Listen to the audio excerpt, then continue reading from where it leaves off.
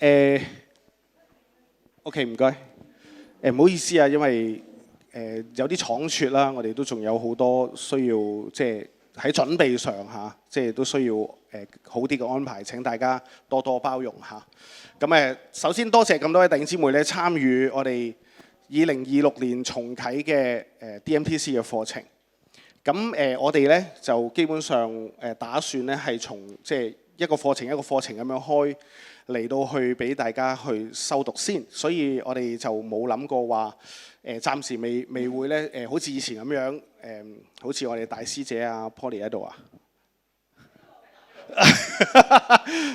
我哋大師姐 Polly 第一屆嘅 DMTC 畢業啊咁即係冇好似之前咁樣去呼召弟兄姊妹咧，就用全時間嚟讀啦。我哋暫時未會有咁嘅打算，但係暫時未會喺呢2-3年裏邊去考慮。我哋都要睇下即係教會嗰個嘅聖靈感動人嗰個嘅復興嘅程度，同埋對大家對成長嗰個渴慕，呢個好重要。不過感恩嘅就係睇到第一個課程咧，見到弟兄姊妹嗰個即係踴躍嘅報名咧，我哋知道福林教會復興㗎啦，係咪？嚇！耶穌真係好啊！所以咧，弟兄姊妹，我哋咧好想咧就通過 DMTC 嘅課程咧，就陸續咧嚟到去幫助咧弟兄姊妹咧喺主耶穌嘅裏邊有更好嘅成長。因為呢個都係保羅咧，佢寫咁多封書信裏邊咧，常常嚟到去提醒我哋嘅就係乜嘢咧？就想我哋都能夠在基督裏長進。所以祝福你，祝福下你隔離嗰個，同佢講祝福你。在基督裏長進 ，Amen，Amen。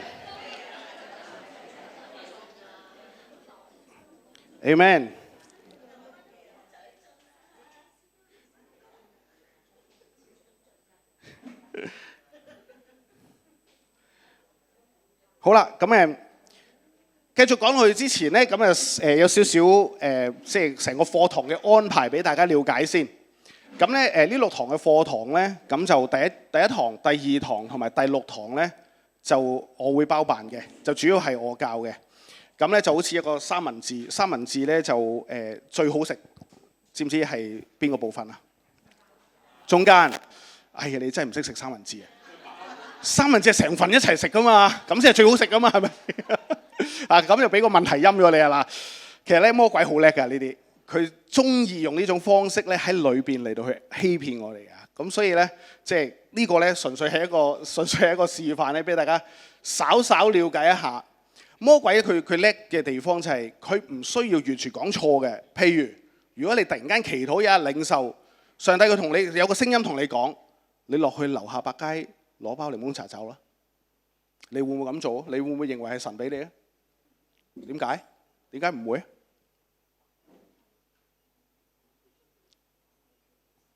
好明顯，因為呢個係偷啊嘛，係咪？上帝一定唔會叫我哋做呢啲，但係我想話俾你聽，魔鬼係好醒目嘅，佢唔會同你講係叫你去偷嘢嘅。就好似佢同夏娃講，個禁果係唔食得㗎，係咪？因為上帝已經同佢哋講，同亞當夏娃講，吃的日子必定死。但係如果你仔細睇創世記嗰段經文咧，魔鬼好叻嘅，叻就叻在乜嘢咧？佢淨係同夏娃講啫，你吃的日子未必死，改咗個字嘅咋，所以佢從來唔會話講一啲即係我哋一聽就知係完全違反啲大道理嗰啲聲音嘅。佢只係講啲好少扭曲少少嘅嘢咧，就令我哋誤以為我哋行緊神嘅心意。保羅就係咁樣啦，所以佢去逼迫嗰啲嘅基督徒，認為自己係大發熱心為神。所以喺大馬色路上佢遇見主之後咧，3日禁食禱告咧，不斷咧上帝就係搞動緊佢呢樣嘢，搞動緊佢裏邊嗰種自以為是同埋自我中心嘅大發熱心。所以咧喺整個嘅安排裏邊啊，成個課堂嘅安排咧，第1、第2堂咧係純粹喺你哋嘅思想上做一個鋪墊，然後咧就進入咧。就係最強啦，西姆叔最強嘅恩膏同埋恩賜啦，就係去釋放嗰部分嚇。咁因為西姆叔始終教咗呢一樣，如果有錯，請夏雲姨即係幫我補充下，教咗超過45年。咁所以其實係好強嘅恩膏嚟到去幫助我哋，唔單止係我哋現場嘅學點樣去釋放，裏邊仲包括我哋一啲嘅自我釋放。唔知大家有冇試過呢？在座咁多位對住塊鏡嚟去捆綁自己去自我釋放，有冇試過？裏邊都會咧有一啲嘅牽涉俾你去學習。咁所以咧嚟緊呢個嘅課堂嘅鋪墊就第一二堂就係咧我會分享多啲最基本嘅嘢，然後進入咧就係 Sam 叔嘅戲肉嘅部分，就係釋放嘅事工。然後去到翻第六堂咧，我就會做一個嘅最後嘅唔係總結啦，係一個帶領大家再點樣可以再提升一個層級，就係點樣讓我哋喺個屬靈爭戰裏邊活出一個得勝嘅生活。過去我可能你聽過得勝嘅生活，可能會聽係講到一堂咁就完咗啦。咁點樣先至有一個得勝嘅生活呢？其實我哋可能唔係好知。咁所以喺整個嘅屬靈爭戰與得勝生活呢個課堂裏邊呢，我哋就會設計有一啲嘅練習啦。唔單止係喺個課堂裏邊，你哋要需要去分享，並且呢係有一啲嘅練習你哋要翻去做嘅嚇。咁你哋翻屋企做嘅時候呢，就慢慢就會可以操練得到呢樣嘢啦。好啦，咁另外一樣嘢咧，我記得嘅 Jimmy， 咁咧就係有一啲嘅弟兄姊妹可能你唔知道，咁喺呢度都要宣佈一下 DMTC 所有嘅課堂咧，你係要出席80以上咧，我哋先至會計算你係合格嘅。咁因為不久嘅將來我哋唔知道啊，2年啦、3年啦，定係4年，我哋唔知道。如果係一個比較有系統嘅一個 cert 嘅課程嘅話咧，咁咧，你超過80嘅嗰個科目咧，我哋先會計你係正式完成嘅科目喺嗰個即係 cert 裏邊嘅。如果唔係咧，我哋唔會坑你嘅。咁直至你再重新上一次過80咧，咁先叫做即係成功完成咗呢個課程。OK 啊？咁當然啦，我哋嘅課程咧就唔會話即係好似神學院咁深啊，講好多學術啊，要你哋又去睇好多書啊，翻去寫 paper 寫專文啦，即係唔需要咁樣嘅。我哋好希望係即係理論知道，但係喺實踐上都有更多，希望做到一個平衡。我哋能夠可以即係知性嘅發展之餘，靈性有更好嘅發展。呢個係我哋 DMTC 嘅期待。咁所以俾大家知道，俾大家知道啊，要出席幾多成先至算係坑你完成啊？係啦，最少80嚇。咁你計下啦，6堂裏邊80即係幾多堂咧？咁如果你話我出席唔晒喎，唔緊要㗎，即係千祈唔好覺得哇，我一定要逼住，你可以下次再報㗎嘛，冇律法禁止嘅呢樣嘢係咪？好啦，咁所以咧即係呢度咧就俾大家知道有一啲嘅即係 Q&A 先。咁我有啲 Q&A 都即係俾個油麻地嗰度嘅。咁可唔可以阿 Will 幫手下次印出嚟一啲 Q&A 派俾大家嚇？唔該。好啦，咁好冇咧？我哋開始之前咧，第一堂之前咧，我哋就先低頭做一個好簡短嘅祈禱。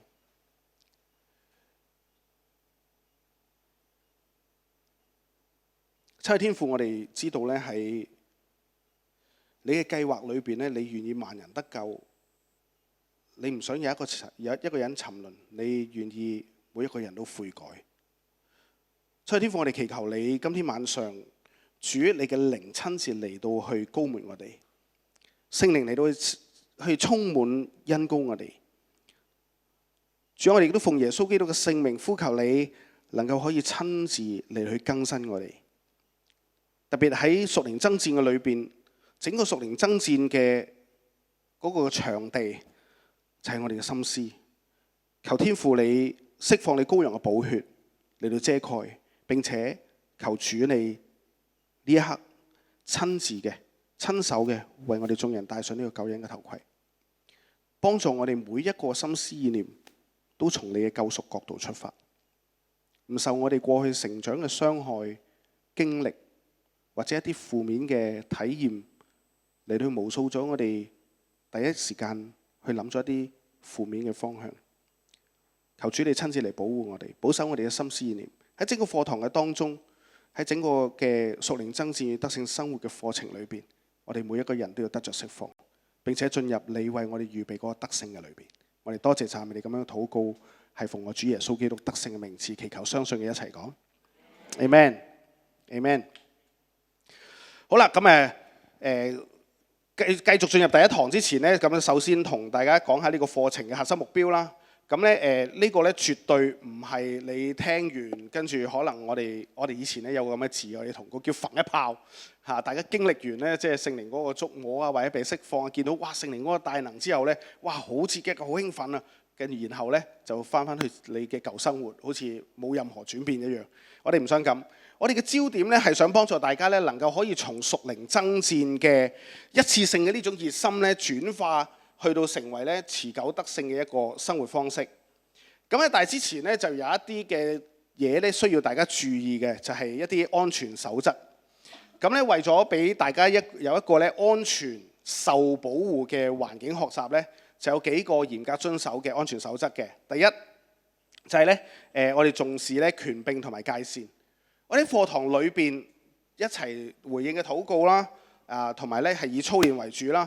但係裏邊我哋絕對咧係唔會做一啲臨時公開逐個個案做嘅釋放處理，明白我意思嘛？除咗我哋已經有預備係接受咗邀請嘅，我哋唔會咁樣去做。呢個第一。第二就係喺小組裏邊嘅分享嘅一啲原則，就係我哋咧稍後咧就會有一啲小組大家分享嘅時間啦。請大家咧記住，只係講事實。同埋你喺個課堂裏面學到啲乜嘢，其他唔需要講，千祈唔好追問對方嗰個事情發生嘅細節啊等等嘅嘢，唔需要。你淨係講翻嗰個事件嘅事實，同埋咧你學到啲喺課堂裏邊學到啲乜嘢就得啦。千祈唔好去嘗試去探究其他人嘅私隱。我哋要互相保持大家嘅安全感，一齊建立好嘛？咁咧。亦都係因為咁呢，所以如果我哋當中有弟兄或者姊妹，你發現自己喺個課程當中，你發現自己需要有一啲深層服侍嘅話，可能一啲內在醫治啊，或者係釋放呢啲嘅需要，咁啊請大家喺完咗課堂之後呢，就同阿 Will 講聲嚇，咁咧阿 Will 咧就幫我哋咧就會做低一啲記錄，你嘅名咧，你嘅聯絡方法啦，咁我哋牧者團咧。就會即係我哋就會為你去祈禱，然後咧我哋做一啲嘅即係分流同埋安排咧嚟到去同你咧做一啲嘅服侍，深層嘅服侍。咁咧我哋好希望咧係喺一個安全嘅遮蓋底下咧嚟到去協助你嘅生命可以有一個更進一步嘅得勝，好嘛？好啦，最後一樣嘢就係咩咧？敬請各位弟兄姊妹千祈唔好攞個手機出嚟影相。因為我哋唔知道聖靈會幾時工作，如果聖靈一工作，你又唔覺意影到弟兄姊妹，咁就尷尬啦。咁所以咧就請大家唔好攞個手機出嚟影相。放心 ，PowerPoint 咧係會俾你哋嘅，咁啊唔使影 PowerPoint 嘅 ，OK， 係會俾你哋嘅。咁喺個重播嘅 YouTube 裏邊咧，下邊個描述欄咧，我就會擠一條 link 俾大家可以喺嗰度去下載嘅，所以大家可以放心。好啦，咁啊，首先嚟到呢度講呢啲嘅原則同埋我哋上堂嘅規則，有冇啲乜嘢唔明先，或者需要問嘅？有冇？係。我想問咧，頭先你話 YouTube 重播咧係公開嘅 YouTube 定係即係唔公開，只係報咗名嘅。係啊。有冇時限俾翻啲人睇嘅？嚇？有冇時限？冇。但係需要大家登記一個 Gmail。因為你登入先至可以睇到嘅，需要 Gmail 登入先睇到嘅。呢個係 YouTube 一個非常私隱嘅機制。咁所以有請咁多位學員，如果你冇 Gmail 都煩請你登記一個 Gmail。Thank you。係，仲有冇？仲有冇？亦都請大家放心啊！今次我揾咗屯門嘅一個即係佢專業嘅弟兄去拍攝，我已經 brief 咗咧，就係、叫佢喺影相啊嗰啲鏡頭喐嘅時候，盡量係唔影到大家嘅。除咗係你係攞咪問問題，或者有啲嘢你分享嘅時候係可以嘅時候就會。如果唔係嘅話，即使係你分享，我自己聽完覺得呢個唔出得嘅話，我都邀請我嘅弟兄幫助喺重播嗰段咧，我哋會 cut 咗佢嘅。所以大家可以放心，希望俾大家有一個安全啲嘅環境，能夠可以咧，即係做緊一個分享。仲有呢個係小組一個最基本嘅規則，應該大家都係有出席小組㗎，應該都知㗎啦。就係喺小組裏邊講嘅分享嘅就點啊？嗰度講就嗰度散，唔係散開啊。就係完咗就唔記得㗎啦，大家 OK 嚇？完咗就唔記得㗎啦。咁所以請大家，所以亦都即係請分享者注意，就係點解你只係可以講事實，同埋你喺課堂裏邊你學到啲乜嘢，就係咁簡單。OK， 好，如果冇問題嘅話咧，就正式進入今日嘅即係課堂啦。我想問下咁多位，就係你哋對於屬靈爭戰呢4個字有啲乜嘢嘅感覺咧？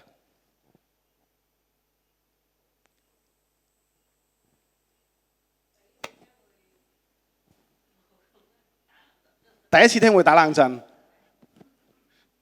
同感係乜嘢啊？好似戰爭咁要同佢打仗。OK，thank you。仲有冇啊？大聲嗌出嚟啊！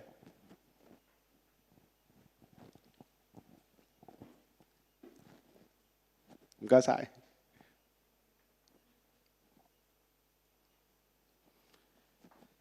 或者你覺得屬靈爭戰係啲乜嘢咧？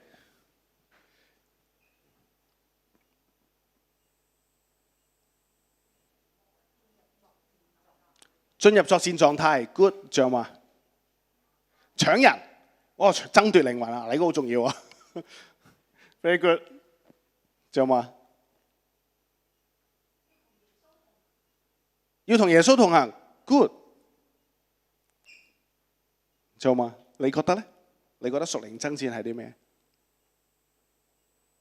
嗱，放心分享啊！陣間我講唔代表即係我對於屬靈爭戰嗰個定義係正確㗎。因為喺天國裏邊係好闊嘅，所以我哋每一個人嘅經歷先係最真實嘅，所以可以放心分享各位。對於你嚟講，屬靈爭戰係啲乜呢？對於我嚟講，我以前因為喺基督教學校長大，我從來未聽過屬靈爭戰呢樣，所以我聽到屬靈爭戰，我係諗起以前喺學校讀 history 學嘅嗰啲第一次、第二次世界大戰。直至到我翻嚟呢間教會望住 Sam 叔對眼嘅時候，我先知道咩叫屬靈爭戰。點解呢？因為我初翻嚟嘅時候，我一望到 Sam 叔對眼呢，我覺得佢已經知道晒我啲嘢。可能你哋唔知啊，當年我哋早期嗰批喺突破都崇拜啊，嗰陣時我哋嘅人唔多，100零人，100人到。哇！你知唔知啊？當 Sam 叔講完到一呼召我哋出嚟，佢望住你對眼㗎，我見住啲弟兄唔知點解佢哋會嘔㗎。一出嚟，奉耶穌嘅名出，所以你見我哋而家咧預備晒啲布啊、膠袋啊，係因為充滿經驗我哋，我哋充滿經驗。對於你哋嚟講係乜嘢咧？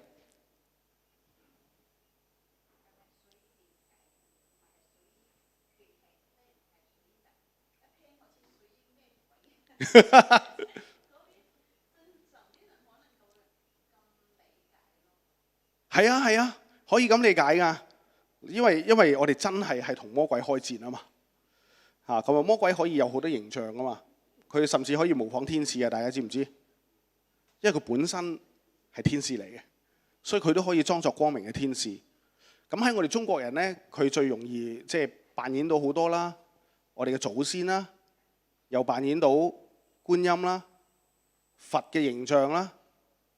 我哋道教裏邊有好多神仙啦，係咪啊？有啲仙添啊！呢啲仙佛啊，跟住仲有好多恐怖故事咧，嗰啲鬼啊，加上近代我哋嗰啲資訊越嚟越發達啦，唔止中國嘅鬼啦，我連日本嘅鬼都出埋啦，西方嘅鬼又有啦。西方以前我哋淨係識吸血僵屍嘅啫嘛，係咪？多得電影同埋互聯網嘅推廣咁啊，連西方嘅鬼係點都知道啦。通常啲鬼屋我唔知大家我信咗主之後我最驚嘅一隻鬼，你知係乜嘢？我真係幾乎，我真係翻屋企係幾乎到我一個人住嘅時候，係驚到咧，晚晚都要開燈瞓覺。貞子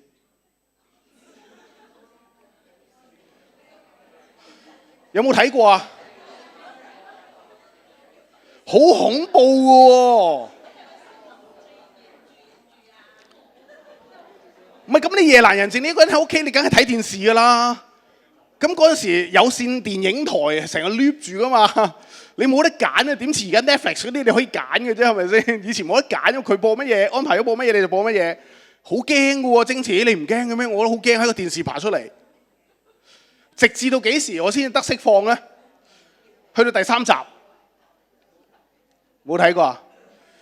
第3集講原來貞子係外星人嚟嘅，我先得釋放。原來係咪鬼嚟嘅？佢啲外星力量嚟嘅。到後尾我先知道原來《午夜凶鈴》咧喺日本咧原本係一套科幻小説嚟嘅。佢嗰個嘅唔知大家有冇睇過《22世紀殺人網絡》啊？其實佢嗰個 idea 咧同22世紀殺人網絡係一樣嘅。係啊，其實原本喺小説嘅精緻點解講咗呢啲嘅？原本嘅小説嘅精緻咧係喺電話度出嚟噶，就唔係喺個電視嘅，改咗版嘅。係啊，真係屬靈爭戰啊呢啲。啊，仲有冇俾多個弟兄或者姊妹？你覺得屬靈爭戰係啲乜嘢？你覺得屬靈爭戰係啲乜嘢？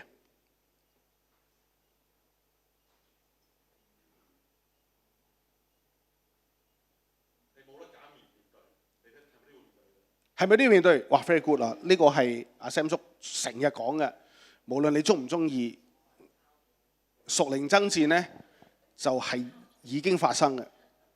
即使你未信主咧，屬靈爭戰都係咁真實，都係發生緊。係只不過係呢場屬靈爭戰，你活咗喺一個完全係被迷惑嘅一個環境裏邊啫。所以你點都唔能夠信主。但係信咗主之後咧，咁你就發現。原來呢個屬靈世界係咁真實。好啊，多謝 Jimmy 分享下。所以各位弟兄姊妹，好多人咧以為咧屬靈爭戰咧係基督徒生活嘅選修科。頭先 Jimmy 講咗啦，呢個係一個必修科，唔係嗰啲特別熱心嘅人咧先至去參與嘅。屬靈爭戰係所有基督徒生活嘅一種常態。所以同你隔離講常態。呢個係一個多向度嘅罪嘅戰爭嚟嘅。我哋面對嘅敵人咧，唔單止係外在嘅，亦都咧嚟自3個維度。第一個係乜嘢咧？咁俾大家睇啦，就係對我哋嚟講嘅係威脅嚟嘅。第一個就係我哋嘅肉體 ，flesh。我哋嘅內在老我嘅私慾啊。通常咧，我哋呢啲內在老我嘅私慾咧，係從自我中心嚟到去展露出嚟嘅。可能你唔知咩係自我中心，咁其實好簡單啫。通常你諗嘢嘅方式啊，你想得到嘅嘢，全部都係從自己角度出發。你會 please 你自己 ，please 你自己裏邊最想得到嘅嘢。我哋好少真係諗到會係為對方去着想。我曾經咧去過即係唔同嘅教會講道啦，見到有2種咧好唔同嘅教會。有一種教會咧，去到咧我見到哇，唔單止講緊佢哋人數上嗰種復興，而係我見到有個好唔同嘅地方，就係佢啲同工咧嗰種嘅互補係點樣互補法咧？佢哋見到牧師嗰一日唔係好在狀態，呢間教會咧嗰啲嘅同工咧就會睇到牧師呢個唔在狀態嘅狀況咧，即係佢嗰日嘅限制咧，係咪？佢哋又會點咧？佢哋想盡辦法嚟到去幫牧師補底，令到咧成個嘅聚會啦，成個嘅教會啦，都能夠可以順暢嚟到去運作。我去到另一間教會咧，就有另一個境況。個牧師咧同樣係有一啲嘅限制，嗰日嘅狀態亦都唔係幾好。但係我見到啲同工咧，佢哋咧就唔係咧去諗方法點樣嚟到去補位，而係好似咧哇有開心大發現一樣咧。佢哋啲同工彼此去講咧，喂，牧師今日點點啊，牧師今日點點，但係從來冇提過有任何嘅 suggestion 可以去補滿嗰件事。哇！我學到嘢，我知道乜嘢叫做自我中心啊？點解咧？係因為嗰間嘅教會嗰啲人係 please 緊佢哋自己嗰個開心大發現嘅感覺。哇！我發現到牧師一啲嘢啊，佢仲要最先發現鬥快喎，佢哋要最先發現嗰個就好似好威咁樣。哇！嗰種嘅自我滿足嗰種嘅自我感覺良好呢，係大到不得了。哇！我完全睇到乜嘢喺基督教信仰裏邊啊，乜嘢係最重要嘅核心精神呢？我哋基督徒都會講愛，係咪？其實如果再具體啲講，我會認為係兩個詞：付出、犧牲。呢個我覺得係愛最極致嘅一個表現，付出同埋犧牲。所以你望下你隔離嗰個，我好記得周星馳有套戲叫《喜劇之王》，佢裏邊教咗一個好重要嘅功課，唔單止喺我哋教會即係好有幫助，喺我哋嘅夫妻關係都特別有幫助。你知啊，拍拖或者結咗婚耐之後呢，對眼啊開始淨係望到咧對方令到我不滿嘅地方嘅。喜劇之王讓我學咗一個功課，就係你盡量去揾地方一個你值得欣賞嘅對方值得欣賞嘅地方嚟到放大佢。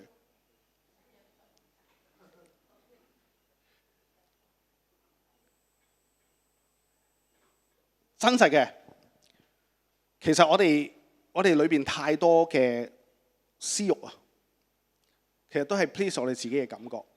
有時候你知道嘛，我越接觸多嘅人呢，我越發現，包括我自己都係。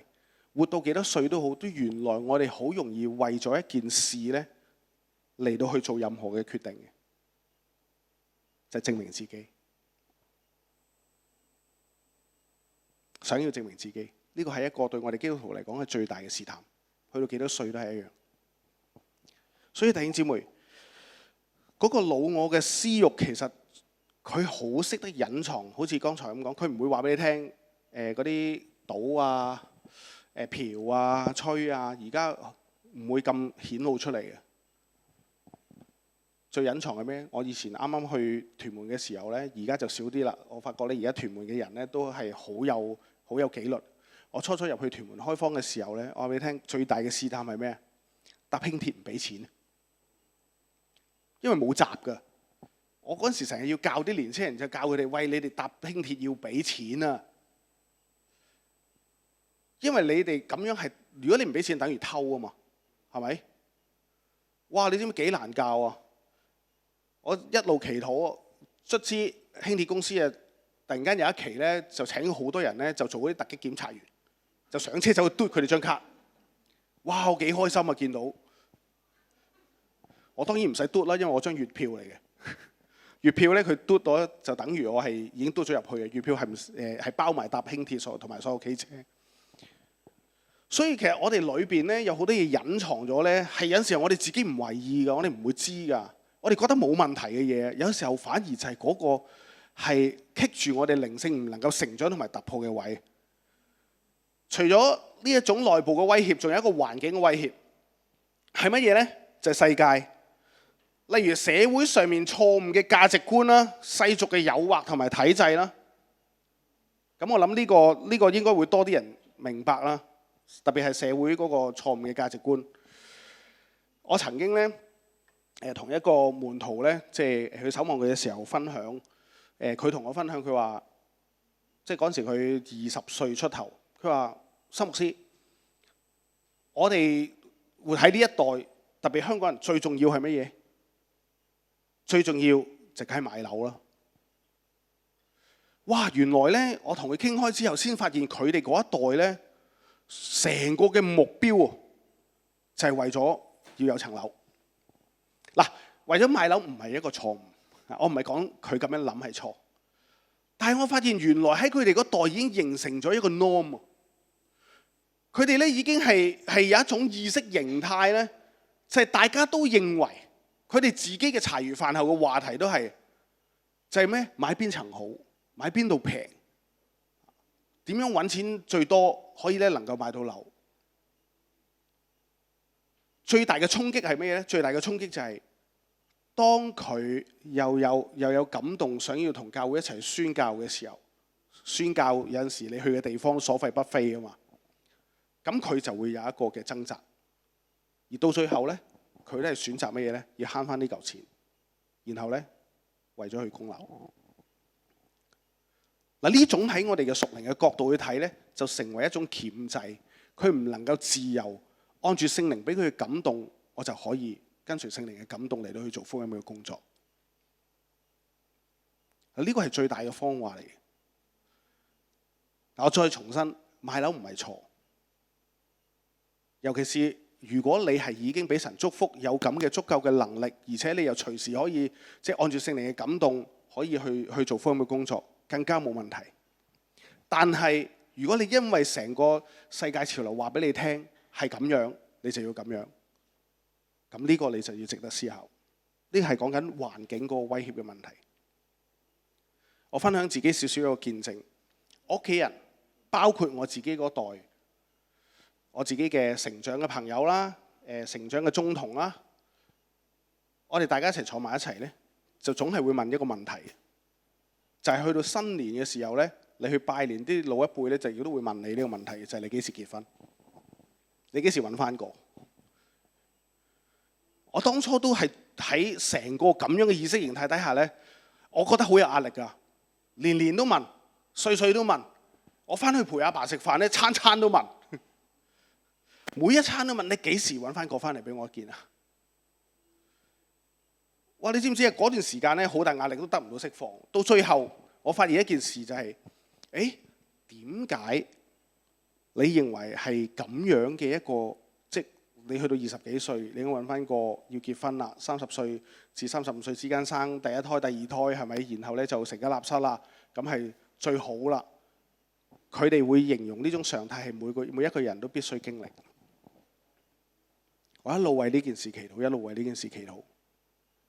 當然啦，神到最後，我到44歲我先結婚。呢個係上帝喺每一個人嘅生命嘅計劃嘅不同，所以我哋作為基督徒更加要小心，就係世人認為嘅嘢唔一定就係真理。冇錯，我承認佢係事實，但係佢唔一定係真理。我哋有冇一種咁樣嘅警醒嘅心嚟到去能夠定義到呢一個嘅世界威脅呢？第三種就係超自然嘅威脅，係黑暗嘅勢力啊！魔鬼同埋邪靈呢，佢嗰個超自然嘅攻擊，我覺得呢，喺福林教會成長咁耐呢，佢嘅攻擊呢其實唔算多嘅。更多發生嘅係乜嘢呢？係欺騙，係欺騙我哋。咁我唔知咁多位弟兄姊妹，你喺你哋嘅裏邊啊，欺騙係你能唔能夠醒覺得到嗰個係就係當下魔鬼對你嘅欺騙呢？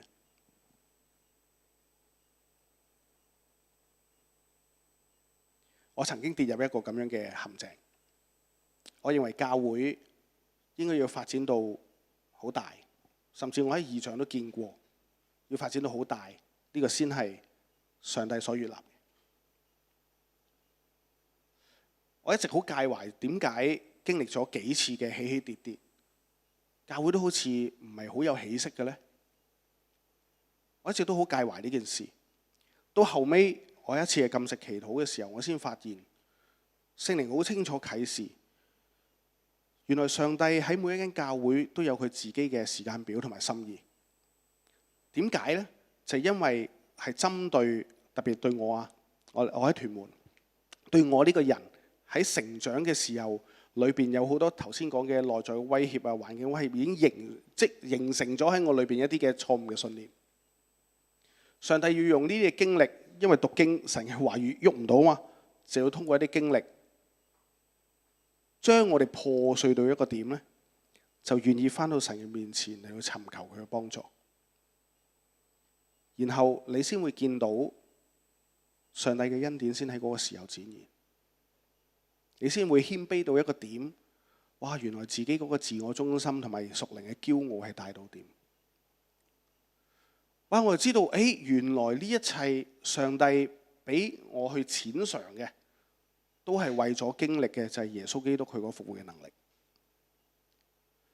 如果早喺10幾年前你聽我嘅講道，你聽我嘅對於靈性嗰個嘅領受，你絕對聽唔到呢啲説話。你聽到嘅永遠係成功神學，你聽到嘅永遠係教會要點樣復興，聽到嘅所有嘅嘢都係我哋個人嘅生命點樣復興。但係原來就好似 Sam 叔咁講，原來人最經歷上帝，仍然都係喺我哋最破碎嘅時候。咁喺破碎嘅時候，我哋又願唔願意俾神繼續去破碎？好多時爛嘅時候，我哋係痛嘅，但係都未爛到最爛得晒嘅。咁你願唔願意繼續俾神破碎？呢個係最難。所以魔鬼最大嘅欺騙就係喺你破碎嘅中間就話你夠啦，你夠噶啦，停啦。然後如果你真係喺嗰個時候走翻出嚟呢，我好記得有個老牧師同我講過，心仔你千祈唔好喺十字架上面跳翻落嚟。你痛嘅時候，你十字架跳翻落嚟呢，你想象一下就好似基督一樣，佢喺十字架跳翻落嚟就唔會經歷死亡，救恩就唔會有啦。所以弟兄姊妹喺你裏邊，上帝佢有冇俾你一個咁樣嘅醒覺同埋分辨得到黑暗嘅勢力對你嗰個嘅欺騙呢？創世記第3章咧，人類墮落嗰個開始啊，就係整個屬靈爭戰嘅爆發點。保羅喺以弗所書第2章1到3節咧，都好清楚話俾我哋聽，我哋咧過去咧都係死喺過犯罪惡之中，隨從咧今世嘅風俗，順服咧空中嘅掌權者，即係魔鬼啦。並且咧放縱肉體嘅私慾，呢個咧就係多向度嘅爭戰嘅一個好重要嘅維度。但係最好嘅消息係咩？就係對於我哋所有信主人嚟講咧，屬靈爭戰係我哋成聖嘅一個過程。呢個咧係關乎我哋點樣活出得勝，而唔係咧我哋得救嘅問題。我哋嘅救恩咧喺基督裏邊咧係絕對穩固嘅。我再講一次，呢個好重要。屬靈爭戰係我哋成聖嘅過程，呢個係關乎我哋點樣活出得勝，而唔係我哋點樣得救嘅問題。因為我哋嘅救恩喺基督裏邊係絕對穩固嘅，主要係因為耶穌已經喺十字架上面死咗啦。第3日佢從死裏復活，救恩就穩固咗。問題就係我哋點樣去得勝呢？咁你要坐穩咯。我哋要多少少認知啦。天國同埋黑暗國度嗰個對立，記得冇灰色地帶，黑就黑，白就白。耶穌都講過，是就說是，不是就說不是。若再多說，就是出於那惡者。Amen。所以聖經話俾我哋聽，喺而家呢個世代呢，其實基本上都係臥喺魔鬼嘅嗰個嘅權下邊。撒旦呢，佢被稱為呢個世界嘅王啊。但係我哋唔好搞錯一件事，就係撒旦呢，佢同神呢絕對唔係勢均力敵嘅。撒旦佢係受造物，佢早已經喺十架上俾耶穌徹底擊敗。所以記住，撒旦佢係受造物，佢喺第一次屬靈爭戰嘅裏邊已經輸咗，帶住天界嘅1/3嘅天使墮落，成為咗邪靈。所以我哋今日唔係為咗得勝而戰，我哋係企喺耶穌已經成就嘅得勝裏邊，嚟到去防守我哋呢個得勝嘅陣地。所以唔好再覺得自己你係打緊敗仗，唔好覺得屬靈攻擊你，哇好大攻擊啊，抵唔住啦牧師。我哋要常常提醒我哋自己，我哋已經企喺耶穌已經成就嘅得勝裏邊。佢第3日復活就意味住我哋已經得勝。我哋要防守好嘅係呢一個陣地。我哋係同緊乜嘢嘅勢力去鬥爭呢？正如頭先講，我哋唔係同緊一個勢均力敵嘅對手，我哋係同緊一個係站喺得勝嘅境地，同緊一個佢係苟延殘存、垂死嘅黑暗勢力嚟到爭戰。啟示錄其實已經寫得好清楚，魔鬼最後嘅終局，佢攻擊越發厲害，只係講緊末日越嚟越近。所以我哋要喺主裏邊警醒。所以弟兄姊妹，喺呢場戰爭裏邊，撒旦最主要嘅策略呢係欺騙同埋謊言，所以佢係說謊之父。思想呢係影響我哋情緒，情緒呢又影響行為。所以爭戰嘅核心戰場呢，往往就係我哋嘅心思。仇敵呢會將恐懼啦、懷疑啦、定罪感啦，我相信喺我哋在座當中，我為大家祈禱嘅時候呢，定罪感係攻擊得我哋最犀利。我哋當中又可能有弟兄姊妹啊，仍然都覺得自己係不配嘅，仍然都覺得自己唔係喺上帝嘅救恩裏邊。如果你喺心思嘅戰場上面贏咗，你喺外邊嘅生活呢，外在嘅生活啊就會贏。所以同你隔離嗰講，你喺外在嘅生活一定會贏。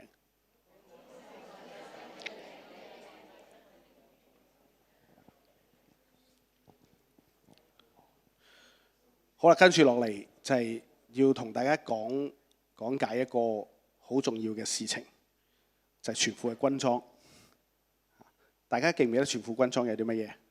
陣間我會逐件話俾你聽，然後咧喺一息間嘅小組分享咧，就會咧俾大家去睇一下你自己認為邊件軍裝你係最強，邊件軍裝你係最弱嘅。但係講軍裝之前咧，要講下一個好重要嘅心態，好唔好？呢個時間咧，我哋一齊打開以弗所書第6章。呢個咧亦都係整個屬靈爭戰裏邊咧一個最主要並且核心嘅經文。以弗所書第6章10到18節，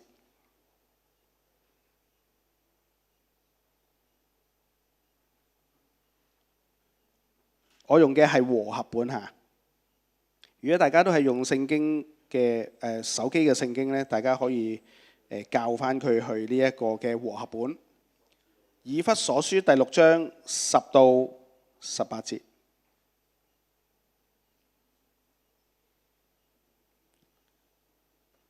A 組係咪呢組啊？由 A 組開始啊！大家知道你自己係邊組喎？每組一齊讀一節啦，好嘛？剩低嗰啲就我讀。OK， 第10節 A 組喺邊啊？係呢組係嘛？A 組呢度。OK， 好，你讀第10節，跟住 B 組讀第11節，如此類推。唔該。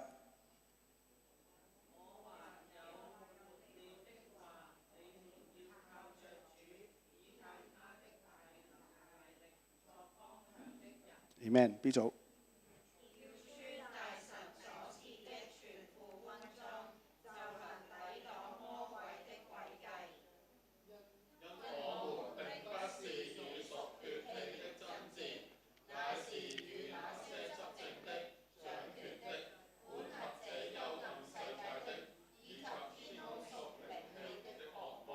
Amen。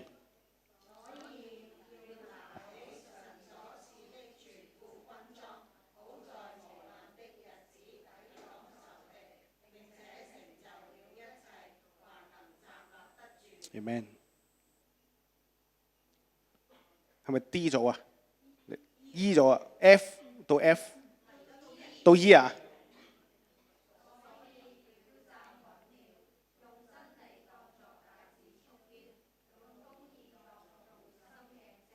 ？Amen。F。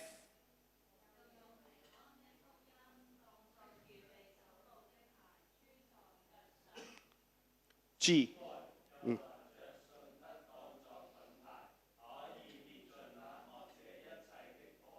Amen。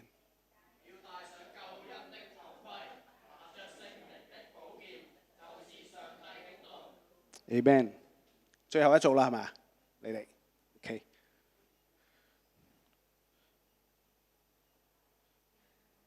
靠着聖靈，隨時多方禱告祈求，並要在此警醒不倦，為眾聖徒祈求。弟兄姊妹，呢段經文呢，就係整個屬靈爭戰裏邊呢，我哋最核心嘅經文。要站立得住呢，其實係我哋最重要嘅一個爭戰得勝嘅心態。保羅喺呢度提醒我哋呢要作剛強嘅人。作剛強嘅人呢，我哋就能夠站立得穩。站立得穩呢，其實佢唔係一個消極被動，而係呢一個已經準備好去爭戰擺出嘅一種軍隊嘅陣營。所以弟兄姊妹，我哋係唔係喺我哋日常生活裏邊24小時都能夠有呢種警醒呢？點解耶穌佢成日都用呢個詞警醒嚟到去提醒我哋呢？你知道嘛？警醒呢個字其實喺古代裏邊係只係喺一個場景裏邊經常會講嘅啫。你知唔知係乜嘢？就係軍隊。有啲守城嘅，有啲要巡邏嘅。喺古代最最常用嘅就係軍隊裏邊。所以今日弟兄姊妹，當我哋講警醒嘅時候，我哋都要醒覺一個好重要嘅身份，我哋都係屬於上帝嘅軍隊。所以我哋喺呢個屬靈爭戰裏邊，其實我哋無論中唔中意，我哋已經喺個爭戰裏邊。你唔想打，點樣避都好，對方都一直攻擊緊你。所以我哋必須要站立得穩，嚟到去堅守耶穌基督，佢已經因着佢嘅復活，為我哋贏得嗰個陣地。而最重要嘅係乜嘢呢？呢個陣地係我哋可以靠住耶穌一路擴張，因為我哋敵對嘅勢力已經係一個強弩之末。好啦，咁所以呢，用呢個軍裝嚟去幫我哋每一日做一個生活操練。我好記得我第一次聽 Sam 叔去分享屬靈爭戰嘅時候，當時呢，佢係用講道嘅方式去講。我好記得當時喺突破喺突破機構九龍公園嗰邊嘅聚會，佢第一次講，我真係當時好單純。我每一日佢講完之後，就喺佢起身之後呢，禱告，就幫自己好似呢，即係真係着軍裝一樣，逐件拎，然後我先至行出個門口。呢個係我哋每一日得勝嘅一個好重要嘅關鍵。所以呢個係一個生活嘅操練，唔係只係今日你聽我講完一堆嘢就得啦，翻去就得啦。唔係。首先第一樣嘢喺保羅嘅即係佢嘅介紹裏邊，第一樣嘅先講嘅呢，就係嗰一個嘅腰帶。真理當作帶子束腰。真理佢就係代表住神嘅忠誠同埋活出真實。魔鬼呢，佢係說謊之父，佢最驚嘅就係乜嘢呢？光同埋真實。所以對於我哋日常操練嚟講，各位弟兄姊妹，就係我哋需要誠實嚟去面對神，同埋面對我哋自己。誠實面對我哋自己係一個最難嘅功課，因為始終我哋一痛嘅時候，我哋都會好快呢去合理化咗我哋面對嘅環境，以致我哋能夠可以叫做過得去咁樣生活。我哋並冇真實嚟到去處理嗰個狀況或者問題，所以我哋必須要誠實面對神同埋面對自己，拒絕喺生活當中呢去戴面具或者講大話。當你肯誠實呢，魔鬼呢就冇任何施力點喺你身上。對自己誠實係好重要。我哋越係想要證明自己，越係關注其他人點樣諗我哋呢個人，我哋越容易戴面具，我哋越難呢去誠實面對我哋自己。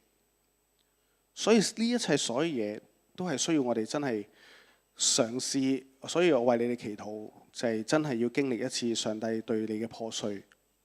如果你覺得好痛嘅，你驚好痛嘅，你話俾我知，我為你祈禱，上帝碎你少少先。等你稍稍經歷嗰種謙卑，然後進入上帝嘅同在裏邊，你就會越發想要睇住上帝嘅同在，多於你破碎嗰種帶俾你嘅痛。第二就係公義當作護心鏡遮胸。心呢係我哋情感同埋價值嘅所在。嗱，呢度嘅公義呢唔係指你做得幾好，而係指基督嘅義。聽清楚，唔係講我哋做得幾好。呢一個就係法利賽人跌倒嘅地方。我哋唔好仲係停留喺法利賽人嘅義嗰個部分。呢度所指嘅公義係基督嘅義，係耶穌基督佢為我哋所成就。所以點解話要讓耶穌嚟到破碎我哋呢個人呢？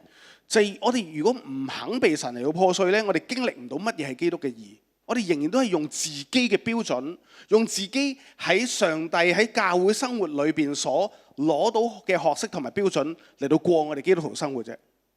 我哋生命可能可以信主20年，都從來未被上帝破碎過。除非你今日願意打開你嘅心，讓上帝嗰個義呢，基督嘅義呢，進入你嘅生命裏邊去敲碎你。所以陣間我有感動就係特別喺呢個部分呢，去做呼召為你祈禱。喺日常操練裏邊，當仇敵嚟到控告你，你不配啊，你好衰啊，你好差，你好慘啊，咁你會點做呢？公義當作護心鏡遮胸，就係幫助我哋要宣告，我喺基督裏邊已經被稱義、被愛、被接納。呢個唔係三叔成日去提醒我哋嘅咩？話俾你聽，你係被愛嘅，你係被接納嘅，你已經被拯救。可唔可以同你隔離嗰個擁抱一下，與佢同聲？你係被愛嘅，你係被接納，你係被包容。Amen。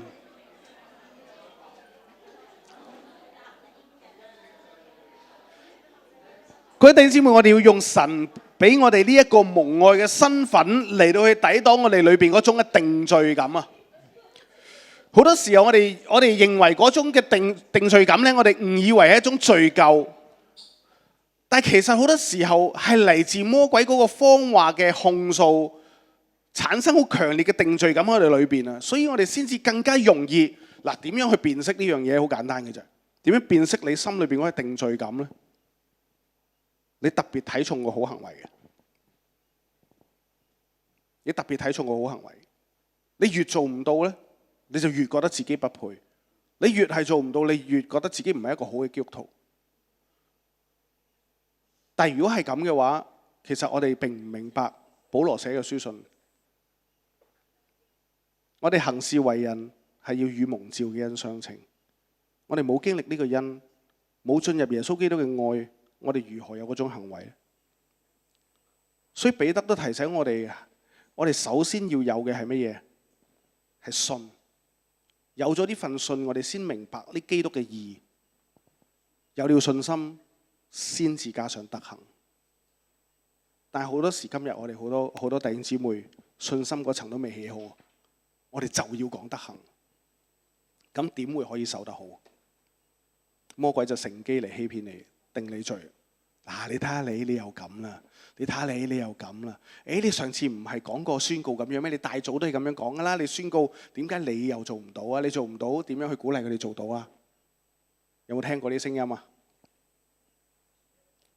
但係如果我哋明白耶穌基督復活嘅能力，一切喺耶穌裏邊已經成就，我哋就知道原來唔係我哋嘅能力做到，做唔到係正常嘅。但係當我哋做到咧，神嘅能力就喺呢度彰顯啦。但係當我哋做到咧，神就喺呢度啦。我哋就將榮耀都歸俾神，明白？所以呢個反倒係我哋今日要學習嘅一個分辨嘅課題。各位弟兄姊妹，今日呢個世界最叻係乜嘢咧？我哋手機好平凡，好容易攞到好多資訊，係咪？就反而令到我哋失去咗呢種分辨嘅能力。好多資訊我哋會混為一談。今日我哋最大嘅試探就係混為一談。呢種混為一談令到我哋裏邊有好多定罪感，分辨唔到。所以我哋要求主俾我哋從上頭而嚟嘅智慧啊，特別係乜嘢咧？分辨嘅智慧。因為魔鬼佢好叻用謊話嚟到欺騙我哋，活喺世界嘅價值觀，活喺世界認為嘅應該有嘅生活，活喺上帝想俾我哋嗰個生活嘅一個相反方向。我哋中間可能上帝呼召你做宣教士，但係因為你嘅生活，因為你要供樓，已經收埋咗幾多年啦。我哋中間可能有人佢呼召過你做傳道人，但係因為當時嘅一啲生命嘅選擇，令你失去咗呢個最偉大而且最蒙恩嘅呼召。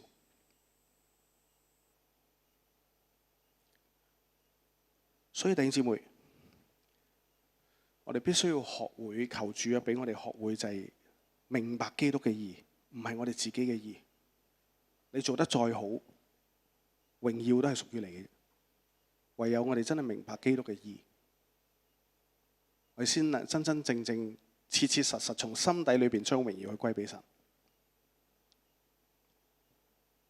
第三，平安嘅福音當作預備走路嘅鞋。嗱，以前咧羅馬士兵咧，佢哋嘅鞋底咧就好似今日足球員一樣啊，係有釘嘅。咁咧佢就能夠可以咧喺整個戰爭裏邊咧係能夠碼實個地面啊！即係足球點解要着釘鞋咧？足球員就係因為喺個草地可以碼實個地面跑得更好，佢發力發得更好啊嘛。其實當時羅馬兵丁都係一樣，佢為咗腰馬合一，Sam 叔成日講佢打詠春係咪？腰馬合一，嗰支槍一嘢吉落去對方嘅時候咧，吉得深啊！所以咧佢哋個地下嗰度咧就一定要碼得實。我哋總係有啲人中意行山㗎，大家都知我哋要買咩鞋底㗎啦，係咪？中意行山嗰啲嚇，我哋睇鞋咧，除咗好着同埋舒適之外咧，行山啊，就一定係你睇埋個鞋底嘅，就睇下佢會唔會咬地、絕地，好緊要啊！如果我哋行埋間嘅，即係貪心啲，仲要買一鞋兩用嘅話，就仲更加要求高啊！所以弟兄姊妹，上帝咧佢已經係將平安嘅福音當作呢個預備走路嘅鞋，讓我哋能夠可以隨時預備好喺整個動盪嘅社會，而家就係啦，喺香港係咪？喺整個動盪嘅社會裏邊，能夠擁有神賜俾我哋嘅平安。我哋冇經歷過平安，我哋喺禱告裏邊就唔會明白歌羅西書第3章15節教導我哋，凡事禱告都以基督嘅平安作為我哋嘅帶領。我唔知咁多位弟兄姊妹，你哋喺禱告嘅生活裏邊有冇經歷過呢？你禱告喺個禱告室裏邊，禱告完係冇任何領受，但係你願意繼續等候，直等到你心靈裏邊湧現從上帝而嚟嘅平安，你先好離開個禱告室。你哋祈禱係咪咁㗎？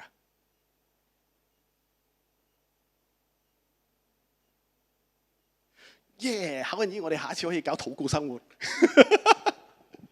嚇！裏邊加埋啲禁食，啊！哇！睇嚟我哋即係要建立一個強壯嘅禱告生活，都真係需要再上堂啊！好，呢個我哋可以部署下27年啊！禱告生活，哇！好重要嘅呢個，各位弟兄姊妹，我哋需要學會用基督嘅平安嚟到帶領我哋做每一個決策。所以點解我哋要禱告？唔係話禱告交俾神，冇事。你有冇試過？我唔知大家嘅感覺係點啊！我作為一個正常人，你哋 send 完 WhatsApp 之後咧，如果見到對方已讀不回，你咩感受啊？咩事啊？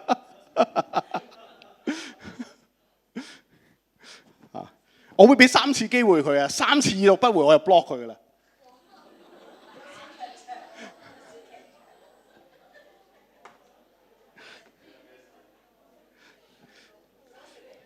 唔係，我對自己嘅感受誠實咋？你冇情緒㗎嚇？你哋會委屈自己嚟到遷就對方㗎？慣咗哇！直頭麻木啦，即係戴咗面具啊嗱！嗱，呢個係好簡單嘅例子㗎咋。我哋祈禱，如果我哋同神講完，就等於我哋好似 Jimmy 咁講，我哋慣咗上帝已讀不回啦，咪離開我哋禱告室咯。但係上帝想回你㗎，你上面輸入中多，跟住你走咗，你連個 app 都 delete 埋，你點可以收到上帝嘅回覆咧？係咪？所以我哋真係要好好地去學會領受從神而嚟嗰種嘅平安，我哋先能夠學會俾神嚟到去帶領，做一個被聖靈帶領嘅人。所以喺人際衝突或者喺整個環境動盪裏邊，我哋要選擇成為製造和平嘅人，讓神嘅平安咧嚟到穩固我哋嘅心。呢個好重要。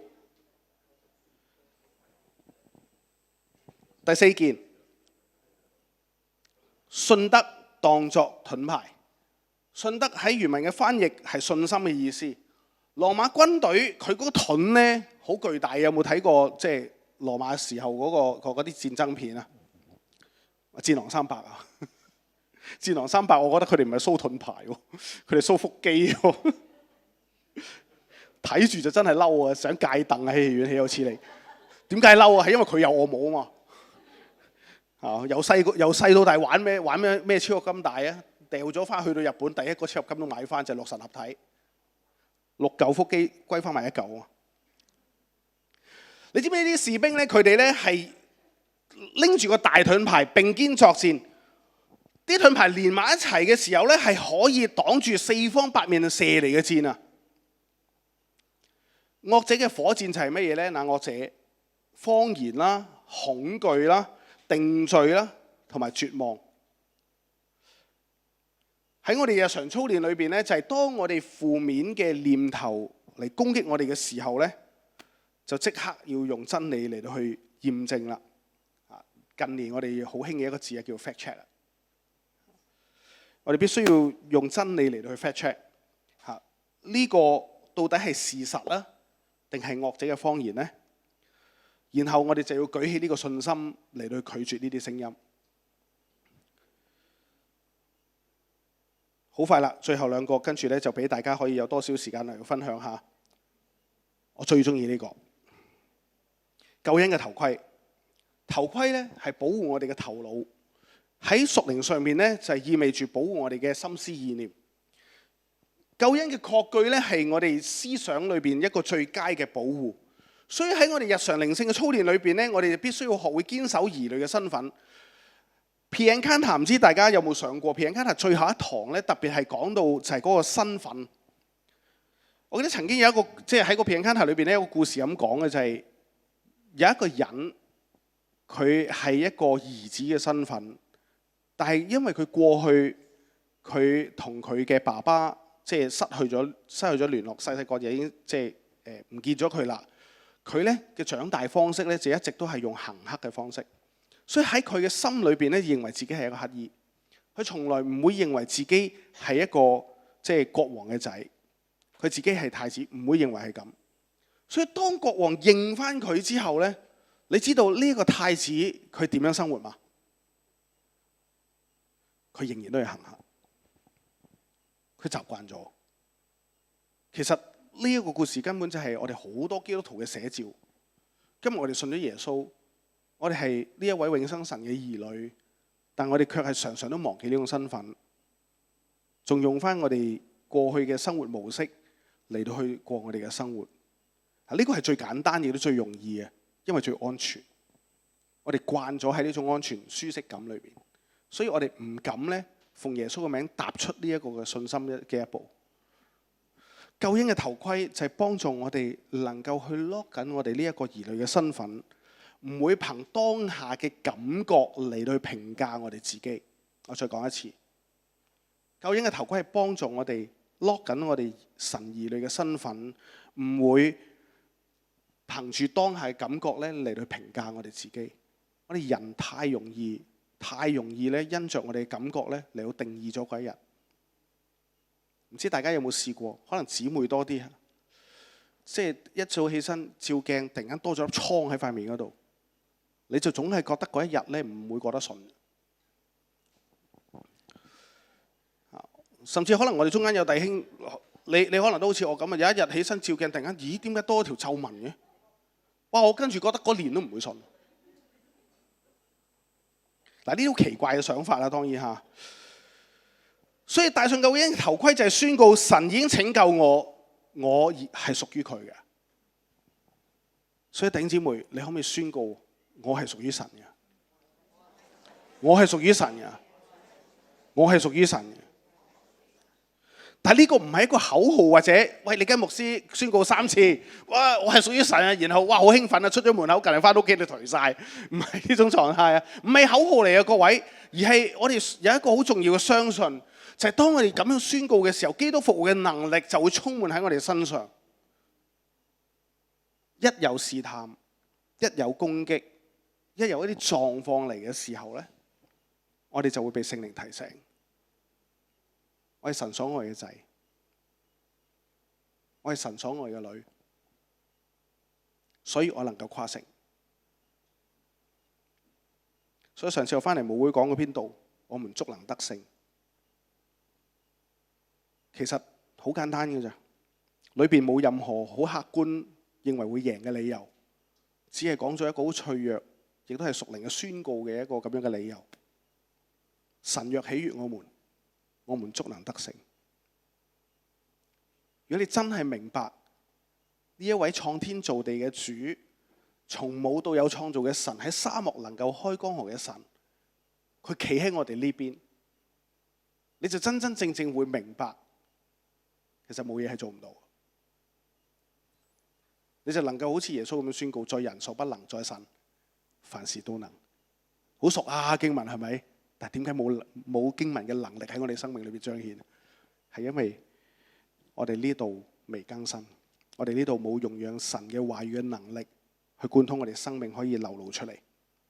所以弟兄姊妹，鼓勵喺你隔離嗰個，每一日都要戴救恩嘅頭盔。最後一個聖靈嘅寶劍就係神嘅道。嗱，呢度神嘅道咧，特別即係保羅喺度用嘅希文嘅字咧，唔係 logos 係以寫成嘅神嘅話語。即係你而家睇緊聖經咧，就係以寫成神嘅話語，我哋叫做 logos。佢呢度用嘅字叫做 rhema 就係神即時性嘅啟示，係當下嗰個啟示。嗰個啟示可能會俾你一個圖畫，俾你一個應許，又或者佢會令你想起一個 logos，喺當下有能力展現出嚟，就成為咗一個 rhema。呢個係一個整個屬靈軍裝裏邊啊，全副軍裝裏邊唯一係能夠攻擊嘅武器。所以你話呢個幾重要？嗱，呢一度咧唔係講緊整本聖經嘅 logos， 係聖靈喺特定嘅處境底下俾你嘅特定嘅領受。所以日常操練裏邊就好似耶穌喺曠野受試探嘅時候一樣，大聲咁樣用神具體嘅説話嚟到反擊魔鬼咧對佢嗰個嘅謊話。佢話經上記着説，係咪？每一次耶穌佢受試探嘅時候，佢都會回佢一句經上説，經上記着説。所以我哋都係一樣，各位弟兄姊妹，呢把寶劍好重要。啊，當然今晚我哋呢度就冇俾你去實踐，你哋自己可以翻去自己畫把劍出嚟。我以前帶青年小組嘅時候咧，做過呢件事，就點樣咧？當然我自己印好晒啦嚇，咁啊鼓勵你哋翻去可以試下。咁啊整咗呢把劍出嚟，將佢剪做7份，然後你根據你自己每個星期啊，根據自己靈修咗幾多日，就攞翻幾多塊嚟黐起佢。由個劍柄開始黐下，唔好由個劍尖開始黐。OK， 你1日嘅就攞個劍柄嗰部分。OK， 如果2日嘅，啱啱成個劍柄。啊，你試下7日裏邊你黐，你譬如你2日5日冇所謂，你誠實啲面對自己，你跟住黐翻嗰把劍出嚟。如果你得2日嘅，你諗下嗰把劍可唔可以成為一個攻擊嘅武器？你劍身都冇，得個劍柄。所以我係當時咧係喺個小組裏面，我係想俾啲年青人留意到一件事，即係神嘅話語對我哋生命嗰個重要性。靈修係最好嘅時間，幫助我哋停留喺神嘅話語上邊，然後我哋去默想神嘅話。所以弟兄姊妹，你哋翻去可以試下，或者我下一堂你哋翻嚟之前，大家都提供一下你哋把劍俾我。如果冇做唔緊要，我印定一紮喺度。剪咗7份，你自己攞三日靈修嘅攞3份，就俾你黐埋佢。請你喺個劍嗰度寫上你嘅名，我就知道啦。你係邊個？我為你祈禱。OK 啊？阿 Will 啊，可唔可以提一提我？下次做呢件事，呢個好重要，得勝生活嘅根基嚟嘅。即係就好似即係我哋學功夫嘅時候啲扎馬。好啦，最後咧，保羅喺18節上面咧就加咗啟動一切嘅鑰匙啊，就乜嘢咧？靠着聖靈，隨時多方禱告祈求。嗱，呢個好重要啊！禱告佢唔係第7件軍裝，禱告係當你着晒成副軍裝之後，將整個軍裝嘅威力咧發揮到極致喺你面對嗰個嘅爭戰嘅場景裏邊。所以呢個好重要啊！點解話禱告我咁強調呢？我哋要有一個強壯嘅禱告生活呢，係因為我哋經歷過嗰種上帝喺靈界裏邊為我哋得勝，我哋先能夠可以喺神嘅話語上面有更多嘅得着。呢啲嘅得着係幫助我哋更有力量嚟到去勝過呢個世界俾我哋一切嘅考驗。大家記得主禱文，我們在天上的父，願人都尊你的名為聖，願你的國降臨。第三個願好重要啦，願你嘅旨意行在地上，如同行在天上。我係有一次祈禱，聖靈突然間讓我明白，靈界除咗真實，我哋靈性生命都好重要。點解啊？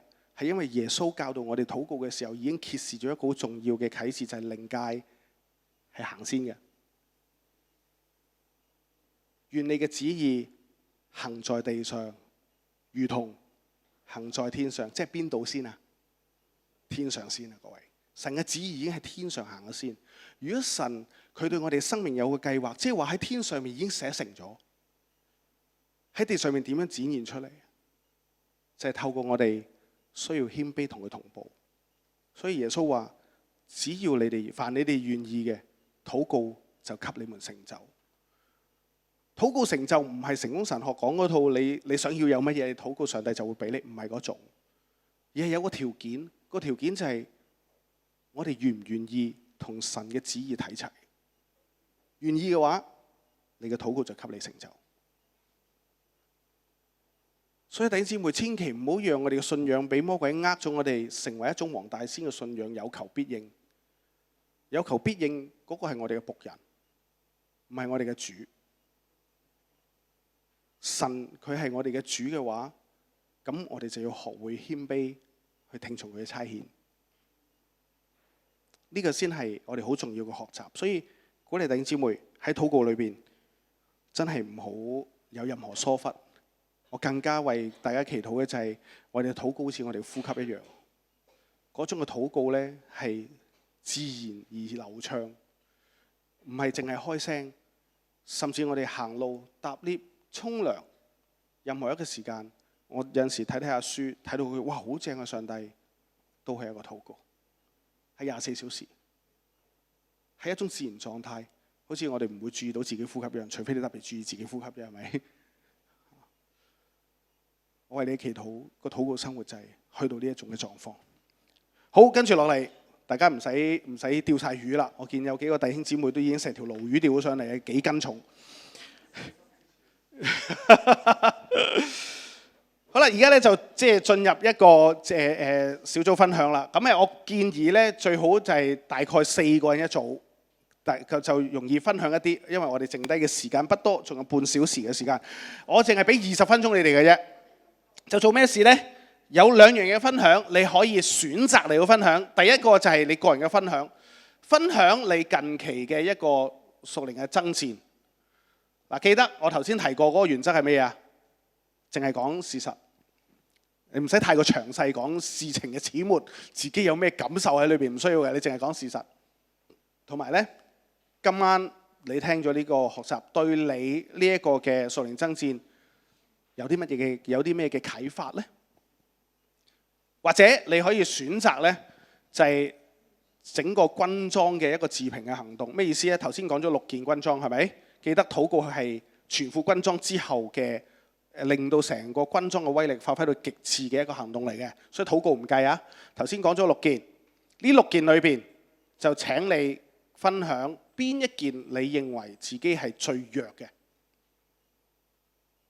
就請你去分享一下，然後好想你能夠，而家都係手機啦，所以我唔預備紙啦，環保啲。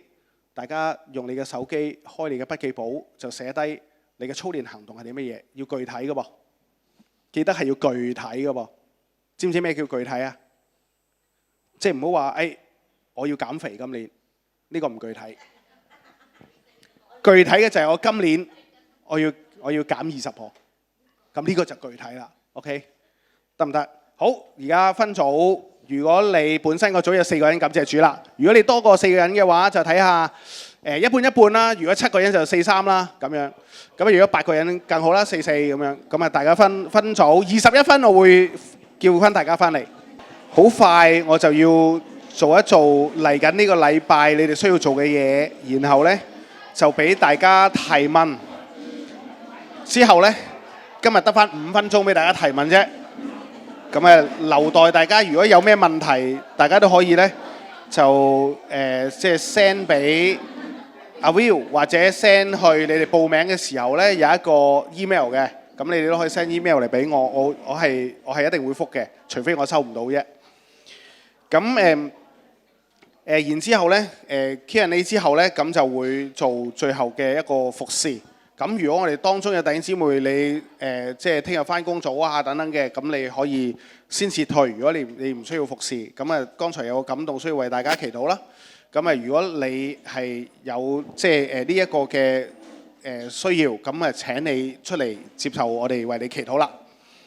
好，咁咧就先交代咗就係即係有一個嘅發現俾你哋嘅思維模式日記啊。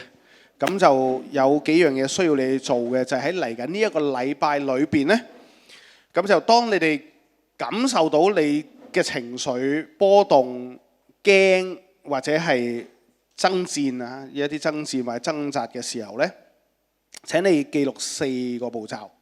第一就係你嘅觸發點發生咗啲乜嘢啦？呢張你可以影低嘅，驚你唔記得點做嚇。發生咗啲乜嘢呢？個觸發點係，即係發生啲咩事令你嗰一下個情緒咁波動呢？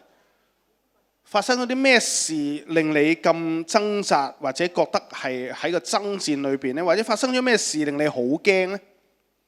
第二就係你要記載嘅係你內心嘅聲音啊！你腦海裏邊第一個時間啊，記得係第一時間出現嘅聲音。謊言、控告係啲咩啦？可能你未識分辨嘅唔緊要，你第一時間出現嗰個聲音或者想法，你寫低佢就得。你寫落去嘅時候，你又發現開始自己喺邊個位，需要慢慢學習分辨啊。第三，真理嘅回應就係你用邊一句神嘅説話 Rhema 嚇嚟到去過濾並且嚟到反擊佢呢？嗱，呢度你唔需要特別領受嘅，你係可以直接用你已經認知神嘅話語嚟到去反擊嘅，因為耶穌都係咁做。喺曠野面對3次魔鬼嘅試探嘅時候，佢都話經上説係耶穌自己選擇嘅。OK，咁你可以記起邊句説話嚟到去嘗試咧去回應佢。最後一個嘅步驟就係你寫低下一步行動係啲咩啦？就係你順服真理所需要採取嘅實際行動係啲乜嘢呢？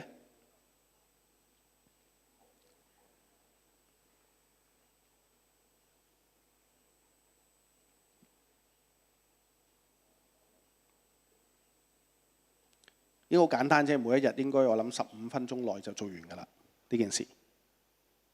所以如果各位弟兄姊妹，你對自己屬靈生命係喺成長上面，同埋咧要過一個得勝生活上邊，咁請你務必每一日都花呢15分鐘出嚟到去寫低呢4個步驟。OK 啊？好，而家咧就俾5分鐘時間大家先睇下有冇咩問題想問。係啊，日記啊嘛，係啊。當然，如果你話冇驚嘅，冇覺得掙扎或者爭戰嘅，冇呢啲嘢，你咪唔使記咯。啊，當然我咁樣講完，可能對你哋嚟講，去到當下又係一個試探嚟嘅。森牧師都咁講啊，幾難分辨啊，呢啲係咪？所以以前我學講道嘅時候，啲老師話：我哋要小心講嘅嘢。其實我發覺幾小心幾謹慎都好啊。魔鬼都一樣可以令到弟兄姊妹聽過另一樣嘢。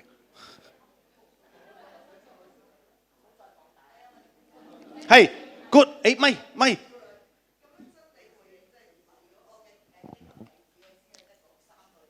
夠噶啦。問題係你敢唔敢用啫嘛？喂，呢個時間考驗人就好尷尬嘅呢樣嘢。呢個時間咁樣考驗人嘅 OK 嘅。我即刻空白咗喎！你問我3句之後。我想話俾你聽，如果你覺得3句唔夠，呢個就係謊話嚟㗎啦。我就是真理，道路生命，你必藉著我走到我。 Of course。一句，第一句。嚇？約翰福音唔知幾章。如果唔係經文係神同你説話，咁你要嚟上聆聽神嘅聲音。點可以唔用神嘅説話嚟到驗證㗎？要 fact check 㗎嘛？我哋所有嘅領袖，仲有冇？所以大家記得啊，一切都係以神嘅話語作為最底嘅一個根基。仲有冇？最後一個問題，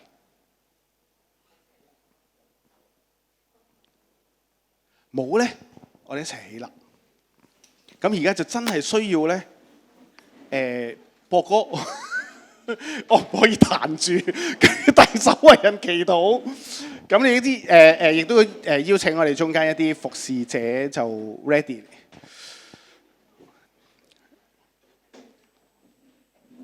今晚咧，好想即係特別為我哋中間一啲弟兄姊妹祈禱咧，係正如頭先啊講到嗰部分嘅時候，我心裏邊咧就有一個強烈嘅感動。係中間好多人咧唔係好知道基督嘅意義係乜嘢，特別需要為你祈禱，讓聖靈咧親自帶你進入基督嘅意義。否則，我哋仍然都係以我哋人外在嘅表現嚟到肯定我哋基督徒嘅生活，用外在嘅表現嚟到去評價我哋自己係咪一個得勝嘅基督徒。但係如果我哋唔進入基督嘅義，從神嘅恩開始，我哋就唔能夠理解什麼是恩典，我哋就唔會了解到保羅佢寫嘅每一個書信提醒我哋點樣從恩典入門，以致我哋嘅行事為人都能夠與蒙召嘅人相稱。所以呢個時候，我邀請弟兄姊妹，呢個係你哋今晚上第一堂屬靈爭戰與得勝生活，第一個係你哋自己誠實面對自己嘅時候。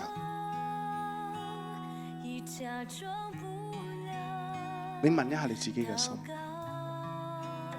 最近係咪好多聲音，或者重複一個聲音話俾你聽，你不配，你唔夠好，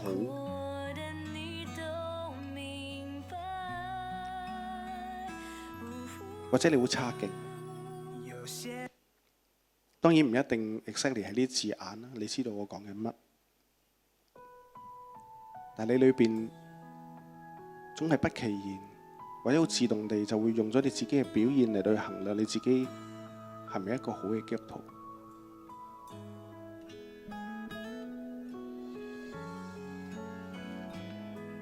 我哋當中有啲更加屬靈，用靈修禱告嘅次數嚟到認為自己係咪神嘅僕人。